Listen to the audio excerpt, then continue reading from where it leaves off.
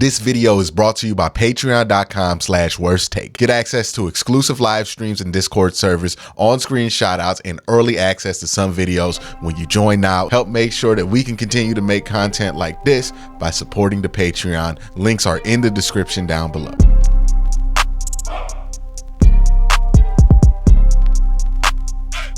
Let's talk about the future of Nick Chubb. And look, this is a lightning rod of a conversation because Nick Chubb is beloved. Nick Chubb is probably the best Brown, like individual, year for year, consistently, at least on the offensive side of the ball, that this team has had since they came back in 1999. Like he eclipses like the Josh Cribbs of the world. And I know that like Joe Thomas, he's about to go into the Hall of Fame. But let's be real. We wasn't watching left tackle like we watching running back. Like it's just different, right? Like having a Hall of Fame running back versus having a Hall of Fame left tackle. One is way more fun to watch, no matter how much you try to convince me. And look, I'm a nerd when it comes to football. I love watching in the trenches. I think Joe Thomas is one of the best to do it. But it ain't as fun as watching Nick Chubb run for 150 yards. Like, that's not the same thing. So, in that same vein that people beloved Nick Chubb, there is a very large movement that devalues the position he's playing in. Because while running back is an admittedly entertaining position, like all of us as kids, like when you in the backyard playing with a football, you imagine yourself doing running back stuff, right? Like you might throw the ball to yourself and catch it, but then you catch it, you doing running back stuff. Like running back is the quintessential football position, getting the ball in your hand and getting dudes out the way with your feet. Like that is just what we think of when we think of football. And that's what running backs do the most. Of course, quarterbacks are important, all that other stuff. I'm not here to debate it, but running back, sentimentally and emotionally for football fans, like if you got a good running back, that's going to be the funnest thing to watch, or one of the funner things to watch. And Nick Chubb has been very entertaining to watch. And he's been very, very good at football, right? 5 yards per carry. I can't tell you how rare that is for somebody through 5 NFL seasons to average 5 yards a carry. He's 6th NFL all time in yards per carry. If you look at the other guys who are up there, it's like Gale Sayers, Jim Brown. He's above Jim Brown. And then a bunch of quarterbacks, because those are the only people who could sustain having that high of a yard per carry number because they don't carry the ball as much. Like for a running back to have that high of a yard per carry number in the modern era, that's insane. That's insane, given how much faster defensive tackles are, given how much faster edge rushers are. I don't think we do enough to talk about how generational of a running back Nick Chubb is. And it's kind of sad because since Derrick Henry gets more cumulative numbers than him, we kind of have made Nick Chubb this footnote to the Derrick Henry era. But I would argue, you know, Derrick Henry really has been living off the reputation of 3 incredible seasons. Nick Chubb has been putting up a similar output to Derrick Henry for 5, right? You look at Derrick Henry, and he had that 1,500 yard season with 16 touchdowns in 2019. And in 2020, he had 2,000 yards and 17 touchdowns. And then last year he had 15 and 13 touchdowns, which is cool. But in between that, you have 3 seasons where he didn't even get 1,000 yards, including last year. And then you have a season in between that, 2018, where he barely got to 1,000 yards. And again, these are good numbers. But Nick Chubb, it's kind of a Rob Gronkowski, Travis Kelce argument, right? Because I think it's going to be the same thing when it comes to Nick Chubb. If you look at an individual season, Derrick Henry's individual season will be better than Nick Chubb's. But if you look at a career, I think you're going to be like, well, Nick Chubb was like consistently just putting up great numbers, while Derrick Henry's numbers were like here, there, sometimes not, sometimes there, but when it's there, oh my God, right? But nonetheless, one of the best running backs in this era. I would make the argument definitely the most consistent and good running back of his era. 5 yards per carry in 5 seasons. You look at Derrick Henry, he's only had, 2 seasons where he's been over 5 yards a carry. Nick Chubb has 5, and he's played 5 years in the NFL. That's incredible. I don't care how you put it. That's incredible stuff.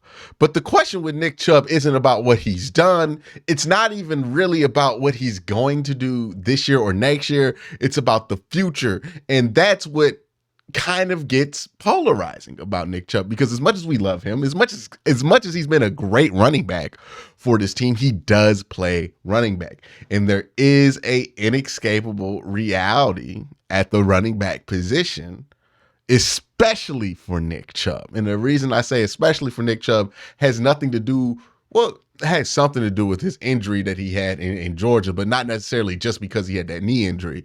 But a result of that knee injury led Nick Chubb to enter the league, when he was 23.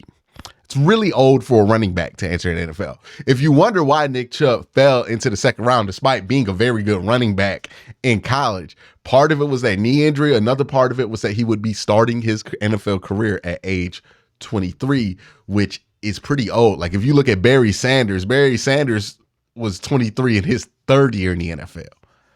Nick Chubb was that in his first year in the NFL. And that brings us to what is the ticking time clock for almost all running backs, which is the age of 30. Now, don't get me wrong. There are some running backs who have found a way to be successful after age 30. Maybe they're good at 31. Maybe they're good at 32.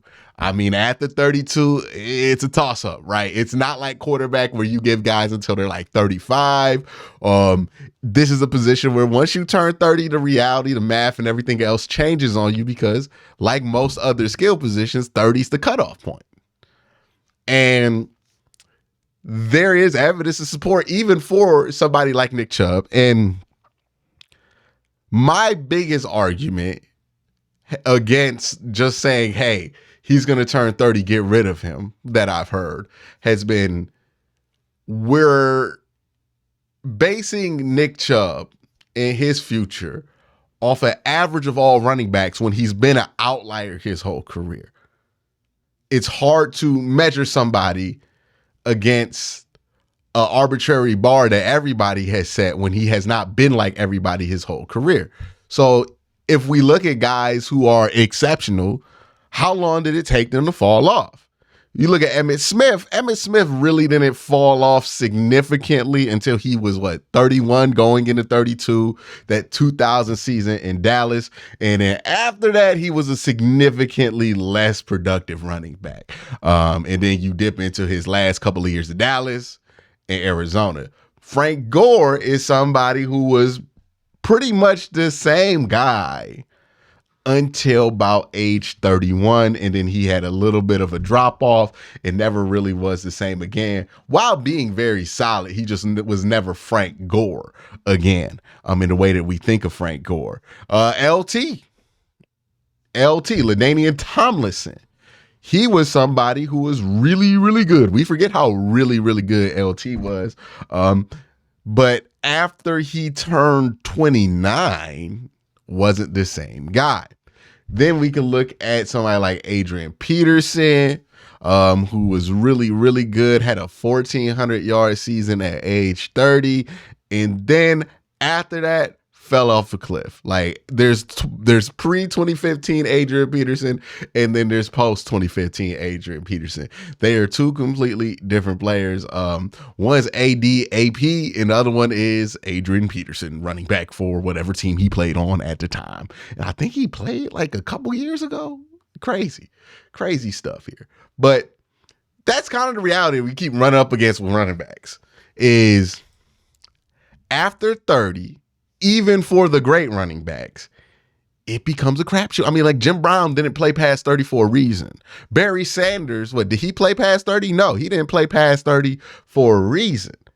There is a drop off to be had there. And we look at Nick Chubb, and you have to ask yourself the question, how much longer do you think he's going to be at the peak of his career? How much money is that worth? And will that money line up with what Nick Chubb can get on the open market for somebody else?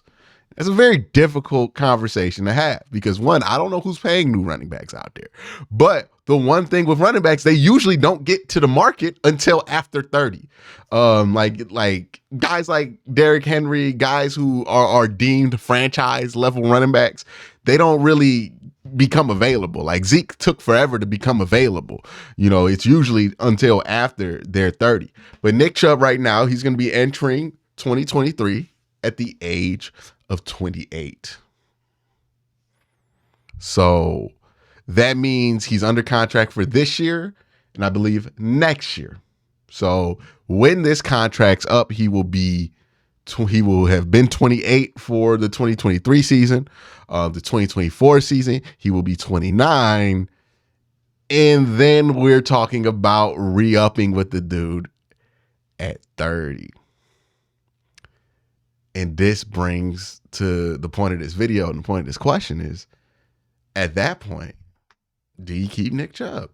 Even if he continues to produce for these next 2 years at that level, do you keep Nick Chubb? Because it's not just that some dudes fall off a cliff. It's that, like, Adrian Peterson was 30 years old, had 1,485 yards. And the next year had 72. And the next year had 529.